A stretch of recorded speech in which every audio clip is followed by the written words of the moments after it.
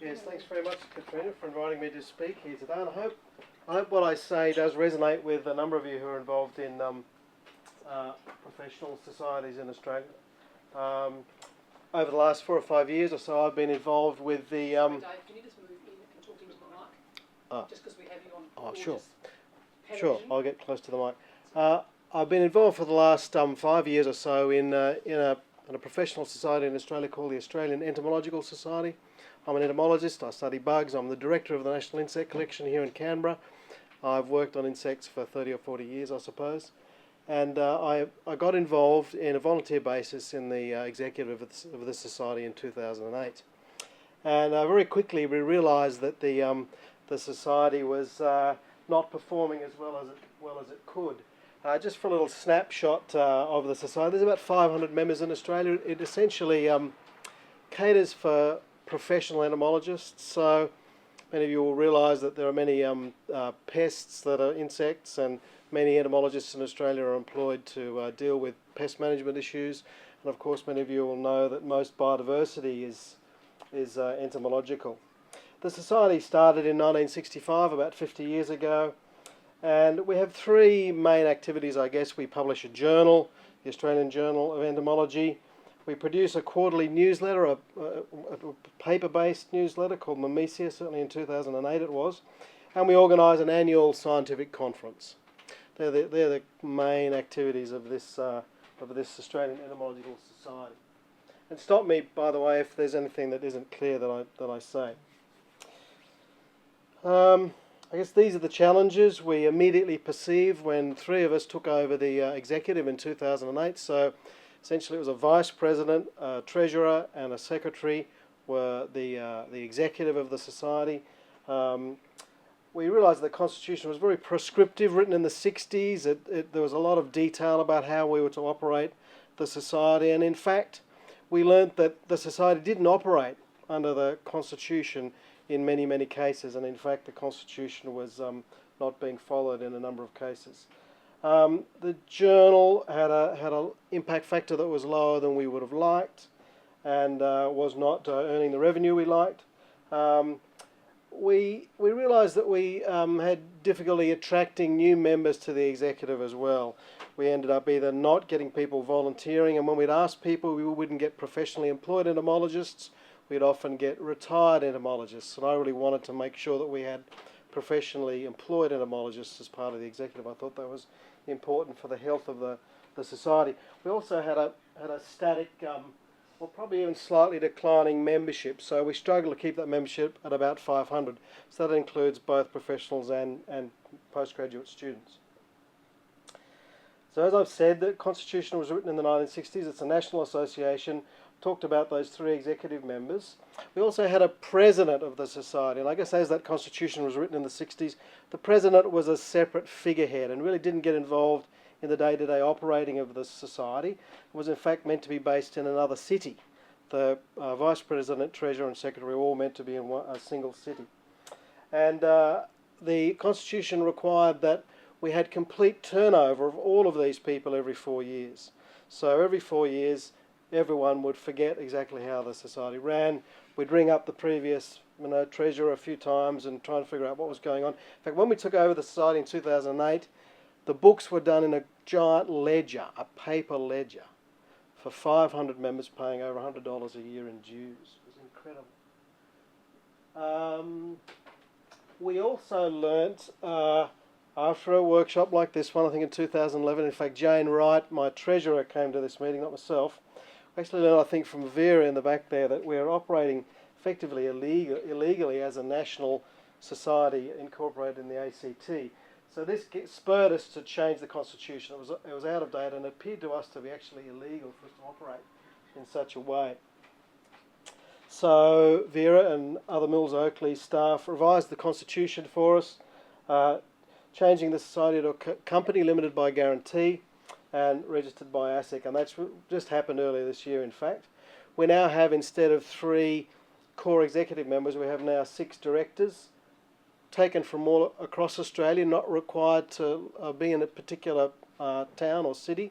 That was a real constraint for us. We could never find enough entomologists willing to do this job in a single place. So now we can choose from all across the country. The constitution engineers overlap in the directors so that we get corporate knowledge being transferred through the directors' roles and through their terms. And other changes in the new constitution really streamline the operation of the society in ways that I don't really have time to talk about now, but I'm happy to answer questions about that later. Sorry, can you just move back slightly more to the mic? Closer to the mic? Thank I'll you. put my glasses back on then. So so that was just one of the things we did effectively. So and Vera will talk much more about that, I'm sure later. But I want to talk to you about all of the changes we've made to the society. So we realised that the journal had a low impact factor. It was an impact factor less than 1. Now many of you probably would never publish in a journal with an impact factor less than 1, but entomologists, many of our journals, the highest impact factors we'll get is a 2 or 3 often, and ours was ticking around about 1. And 1 is a real seemed to be a real pinch point for us, but many people just wouldn't publish in our journal with an impact factor that low. We decided to change the scope and the title of the journal. So we decided that we wanted to have a catchment that was not just Australian based, but the entire Southern Hemisphere. There were a few competing journals in that area. Many of them were small and probably even worse run than ours was. And we decided that was a good catchment for us. It would enable us to get manuscripts from both New Zealand, South Africa, and the huge growing entomological community in Brazil. Most of Brazil is in the Southern Hemisphere. We got a new chief editor from the membership, renewed the editorial board, and one of our big problems with the journal was that it was actually a financial liability to us. We had entered into a contract with a publisher, Wiley's, and the contract was entered into before I got involved, and it gave us 8% of revenue for the journal. And I rang up some colleagues in cognate journals that were also published by Wiley's, and they said, oh no, we've got a much better deal than that. We get 50% of all profits from the journal come to the society. The journal and the publisher are actually operating in a profit sharing basis, so both organisations have a real stake in making more money out of the journal. And when I approached Wiley's about that, when we were negotiating a new contract, they said, "Oh no, we won't do that for you. There's no way we're going to do it. You're too small. You're just not a big enough subscriber base to do that for you. You have to stick with your 8%." So I said, "Okay, we'll put the journal out to tender, and we'll see if anyone else is willing to offer us that profit sharing arrangement." And of course, everyone was. Elsevier and all the other big publishing houses were very happy to offer us very lucrative arrangements. And then, of course, when Wiley's realised that, they turned around and changed their story, and we now have a much more lucrative arrangement in terms of the journal. It'll turn, as I've said, turn the journal from a liability into a financial asset. So the new journal is being launched next year, called Austral Entomology. I hope you all now go and read it and subscribe and look for it on the web. It's fantastic. I said that we had, moving on to another topic, now difficulty in attracting candidates for these executive positions. We have, as I said, 3 of them. And this is a little bit of a potted history of what happened in every 4-year cycle of an executive under the old constitution. It's a little bit flippant, but it's pretty close to actually what happens. In the first year, you figure out how to run the society. You speak a lot to the previous bods who are doing it, and you figure out how to do the banking, figure out about the correspondence, maintaining the membership database, maintaining the website. There's various awards, prizes, and the conference that the executive gets involved in managing on behalf of the society. And that effectively took up all of the time you really had allocated for being this volunteer for the society. So there was no real room for strategic planning. We just felt like little mice in a wheel just running along each year. But by year 2, you start to become pretty familiar with what's going on with the society. And by year 3, you figure out which parts probably need changing and which parts are working quite well. But then in year 4, you're desperately trying to find another 3 bods who are going to take over the society for you. So you're busy trying to find someone to hand off the society to. So there was no real place where improvements could be made to the society. In fact, it felt like we were on a 4-year ratchet back to square one every 4 years. and it seemed to us that the roles were no longer attractive really to professional scientists or entomologists, because they weren't the sort of roles that they took on in their normal day jobs anyway. They were much more routine handle cranking type roles rather than more strategic roles that the professional entomologists take on in their daily lives. So, and this is where PAMs come in. The solution was to outsource these basic administrative tasks that are undertaken usually by the old executive to a company. Now, in the past it had been considered occasionally, oh, this is all too much work, we need to give it to a professional company to manage, but that was always considered too expensive for us. It was, I guess our revenue each year is, our turnover is about $40,000 to $50,000. However, with the new journal contract in place, we could pay for this, for the additional outsourcing through revenue from the journal. And the executive interviewed a number of possible providers of that outsourcing service, and we ended up deciding on Richard and Pam's to take on the role in Melbourne there. And that's happened. When did that start, Richard? That's not been going even for a year, has it? It's only been in place since sort of November, December last year. What does PAMS provide for us? Well, it's a new website with a shopping cart and member area. In the past, we basically had a sort of bespoke, handmade website that one of our entomologist members had made, and it was, yes, it was a little bit clunky, I guess you could say, and it didn't have the sort of features we really need. We have a phone number during business hours with a PAMS representative that'll take phone calls on the Society's behalf. They maintain our financials and all the financial reporting. They invoice members for dues, maintain the membership database, and report to the publisher on members for sending out the journal, and develop the agenda and take minutes from for the directors' meetings. So I think it really brings the professionality of the Society up. It's got a much more professional look and feel now to it. Instead of being three overworked entomologists trying to manage this society, it became much more people involved in administration of many societies doing this for us. They don't make decisions about the society on their own. They do what the board of directors requires of them to do. So now the directors can focus on really the strategic direction of the society and trying to help the professional lives of entomologists, which is what these professional societies are there to do. So there's the sort of the areas of responsibility of the 6 directors now. You can read those off the screen there. So that's the sort of things we've decided that we want our directors to focus on in the first instance, rather than banking the checks or managing the membership database or trying to get someone to run the conference next year.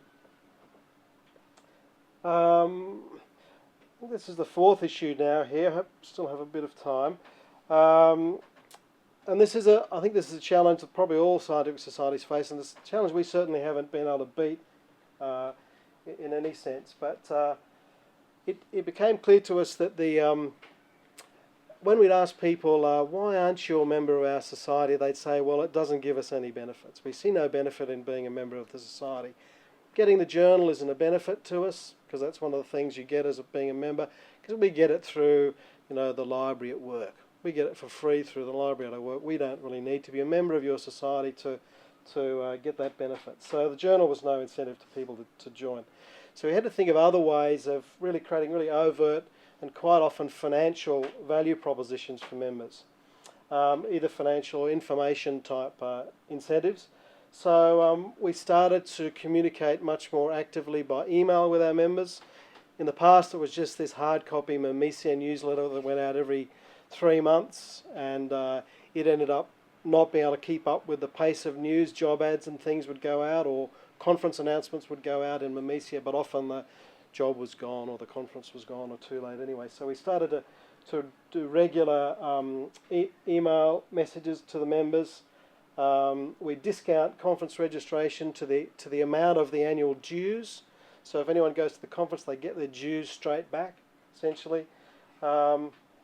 Another thing that really encourages both postgraduate students and their supervisors is to offer travel scholarships for postgraduate students to the conference or other conferences. That really encourages students and their supervisors to get involved in the society. And Wiley's is now offering us a 35% book discount for our members. So that's something that's on the website that Pam's has developed for us. It's behind a member-only wall that people can go in there and get the codes for that discount, which is a real benefit to membership too. But as I said, we're still looking for these real tangible member benefits, and it's by no means a something that we feel we've been able to tackle completely. We're still searching for ways to benefit members. As the journal becomes more and more an asset for us, we believe we'll have the resources to be able to support many more professional activities for entomologists in Australia, and that will create even more lasting benefits for the membership. So just those changes in a nutshell. I think there's 5 there. We developed a contemporary and legal constitution for the society. We turned the journal from a financial liability to an asset. The backroom operations of the society have been outsourced, and directors can now think strategically about their professional society. But we're still in this constant quest to increase tangible benefits of membership of our society. What are the sort of lessons we've learnt from this process? Well, it's been a lot of work. It's been much more work than it would have been if we'd just done what everyone else did and hand over the executive to another group of people at some point a couple of years ago. Way a lot more work than that. I think the leadership of the society now works much smarter but not harder. We've taken a lot of advice during this process. Obviously, firstly by coming to one of these workshops.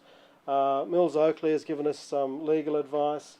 We got some advice from the Australian Ecological Society, which I've got to acknowledge, about the journal in particular. PAMS has given us a lot of advice about how societies like ours should be run properly and professionally. And Wiley's has helped along the way too. They've been really supportive of our change of the name and scope of the journal. We've had to maintain a constant flow of information and effectively debate among the membership about these changes. Many of these changes were not. Many members weren't happy, particularly about the change in name of the journal. That was a big concern to some members. But we started basically a debate in the newsletter about these changes, and effectively everyone came on board eventually.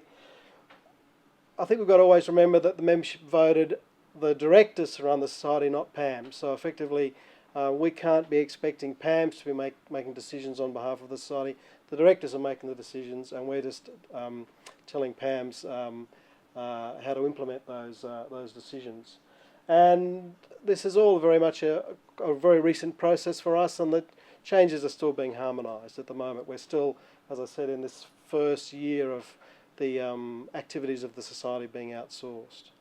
So I think that's really all I have to say, but I'm happy to take questions if anyone has any questions about the experience of the Australian Entomological Society. I'm sure there's a thicket of questions. Rebecca Ritchie. Being so shy, I'll kick things off. Thank you for sharing that story, and congratulations on the transition.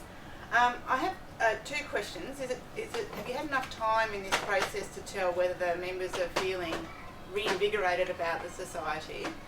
And my second question is, other societies have this issue as well. How do you find that balance of the emailing of information to members so they feel a part of the society without reaching that overload point of sending emails and no one opens them? So the first part of that question, I can only say that I've had many emails and personal conversations with people saying we're really happy with the way you're changing the society. This is something that's had to happen. Before we started making these changes, we got no emails from anyone about anything to do with the society. So from that perspective, I believe I haven't heard someone come up and say to me, "We wanted the society like it was." I haven't ever had that conversation with anybody. Maybe people are just shy, but I know my entomologist colleagues are not shy about telling me when I've done something they don't like. They're very happy to tell me that. The second part of your question was about... How to spend people. Yes. Now, I was very concerned that if we started emailing membership, they would get sick of it, and we had to be very careful with that. But I got over that reluctance eventually when there were a number of things that we needed to communicate with the membership and Memesia was too slow for that. And I realised, as I do, people are very good on the delete button if they don't want to look at your message from the Entomological Society, and they're always very carefully labelled as from the Entomological Society, and it was really only things that I felt they really needed to know about. It wasn't sort of trivial, well, you have to make your own decisions, but it wasn't really trivial stuff. Then no one's complained about emails from us. I guess we send out about one a month. It's not a huge number. It's one a month, and it'll often be a few issues in each email. But if people don't want it, they're very happy to use the delete button. So I've got over my reluctance to spam the membership. And in fact, now PAMS does that. We just send the text of the emails to PAMS, and they send out those emails in a much more formal way. I used to just do them, send them out through Outlook, which was very unprofessional. But PAMS now sets them up with a letterhead, basically, so that they look much more professional. Twitter? Not Twitter, but we have got a Facebook account now. So there's another way we're trying to enter into the social media space. We haven't gone to Twitter yet, but we do have a Facebook site. Facebook site isn't used very much except by postgraduate students around about the conference time when they're organising lifts and accommodation and other things to do with the conference. So we could do more in that space for sure. Dave, can I ask you about your thinking process when you decided you wanted to enter the great world of social media?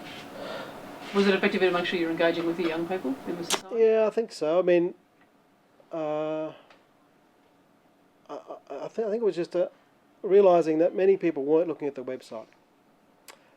You can have a website and you can update it as much as you like, but people, if they're not engaged with that, they won't look at it. So it's just another way of trying to engage with people who weren't looking at Memesia, weren't looking at the website. It'll be on the Facebook. It'll be on the Facebook page as well. But coordinating all that is really challenging, and we need to do better with that. So when we have a e-flash to members, that needs to go onto the Facebook site. It probably needs to be tweeted, and it needs to end up, if it's timely, if it's the timing's right, go into Memesia. So all of that becomes a process in itself, and we have a director responsible for communications. Yep. My question is more towards the website. If you can give some more details how it is managed, like how data flows from the society to the website, how is that updated, and also if you have financial information there for renewing membership and so on, and this is managed separately. Can I say before you start? Yeah. We've got a website person this afternoon, so technical questions about websites and how you do it with small resources will be addressed then as well. Sorry, David. Yeah. The website, we wanted a website where members were able to pay their dues online. So in terms of financials, they can go in, there's a shopping cart feature, and pay their annual membership fees online. What were the other aspects of the website you wanted to know about? You put data in. We just... Information, is it managed by the members, is it managed by the PAMs or other? It's managed by PAMS. We, the directors, at the directors' meetings, decide what needs to be changed on the website or updated, and we send that information to PAMS, and they do that updating and management of the website for us. Sorry, we're all going here.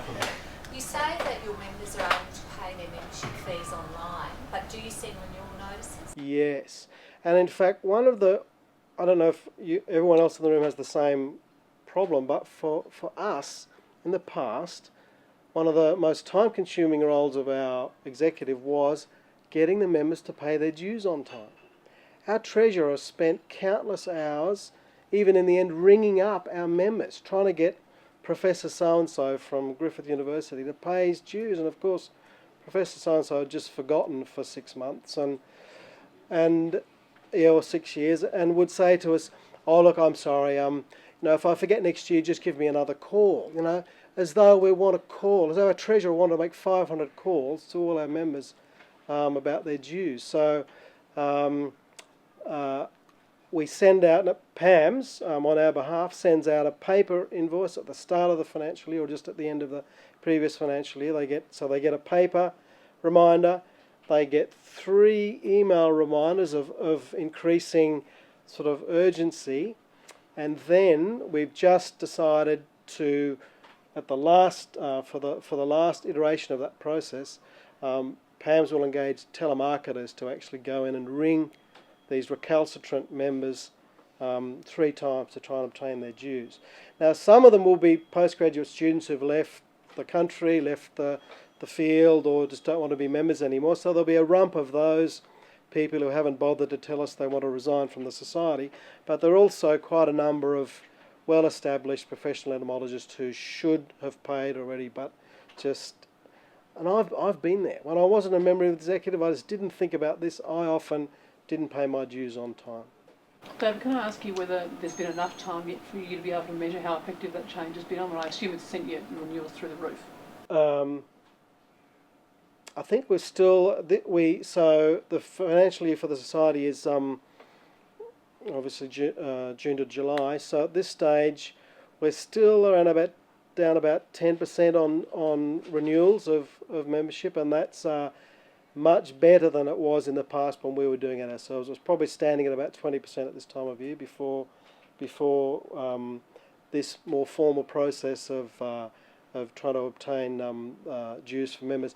I mean, I also, being involved with other non-for-profits, feel that people don't respond very well or at all to email invoices. It's not a real invoice to them unless they get something on paper with a windowed envelope. It doesn't really look like a bill to them at all. So I think don't just try and flick out email invoices, because people will it'll just fall off the bottom of the screen and they'll just completely forget about it. I think you need a paper invoice, no matter how electronic the world goes. David, thanks for sharing the transition that you've made there with us. I envy you. Can you share with us how you managed to take all of your members along on that journey, because you needed their final approval for that new constitution? So can you reflect on things that worked well in that communication? Yes. I mean, we only needed formal approval from the AGM for the constitution change. The other things we could do as members of the executive or directors, basically just on our, that was part of our gift to make these other changes. We had to bring the membership along, and as I said, particularly with the journal name change, the membership wasn't necessarily all in favour of that. Many of our members are very wedded to the name of the journal over the past 50 years.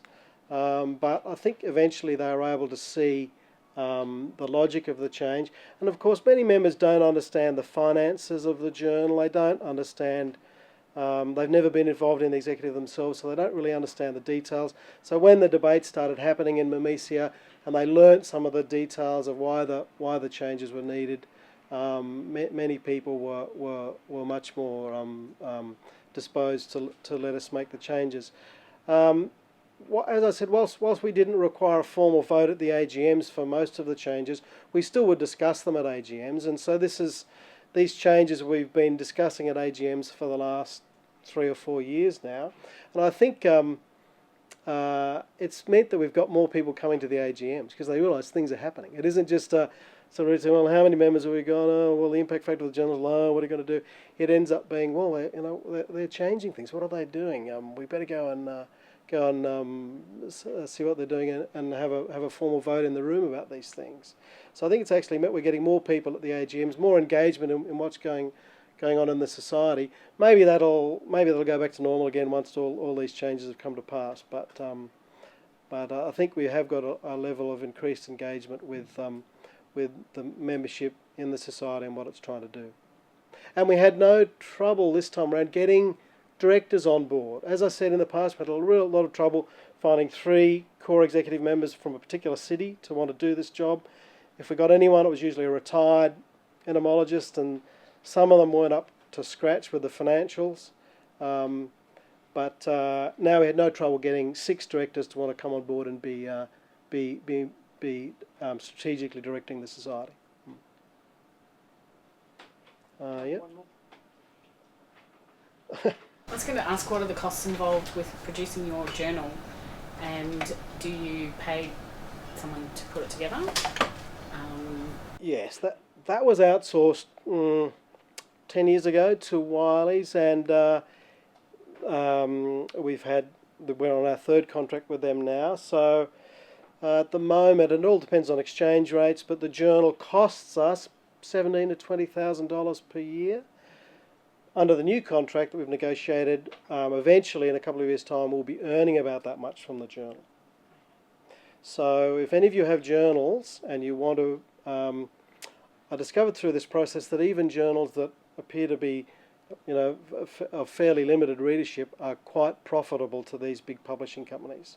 So I encourage you to put your journal out to tender, which just means finding the email address of the person at Elsevier, Wiley's, what's the other big one? Taylor and Francis for us. There's a few of them. And there are people in those companies who do this all day. And so they're quite happy to send you a tender for your journal. And the journals really are quite profitable to these publishing houses. So don't be afraid about thinking you can do a better deal with your journal. I know we'd like to keep talking to David for probably the rest of the day, but I think afternoon tea is beckoning down the back. David, sorry, morning tea. Sorry. I've spoken that long, have I? Sorry, morning tea is available down the back, but let's put our hands together. Thank David very much.